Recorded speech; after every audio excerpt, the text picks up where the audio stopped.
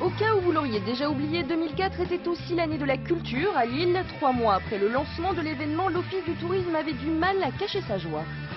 On peut notamment considérer qu'il y a une augmentation notoire en janvier, puisque l'année dernière, on a reçu à l'Office du tourisme 12 000 personnes, et cette année, 30 000 personnes ont franchi les pas ici du Palais Riour.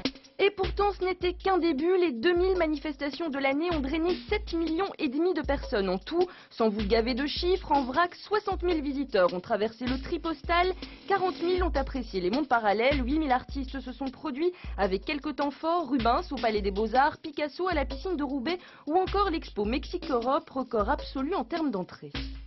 Le nombre d'entrées de l'Office du tourisme par rapport à une année normale a doublé. Pratiquement, nous avons donc enregistré 800 000 entrées. On s'attendait en effet, par rapport déjà à ce qu'on nous avait dit, par rapport à d'autres capitales européennes, à 30 voire 40% d'augmentation.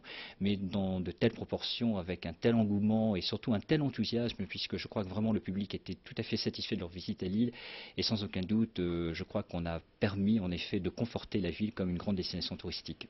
Plus 33% du nombre de nuitées aussi pour les hôteliers du coin, britanniques, belges, allemands, italiens, américains, chinois. Ils sont venus en quart et en masse.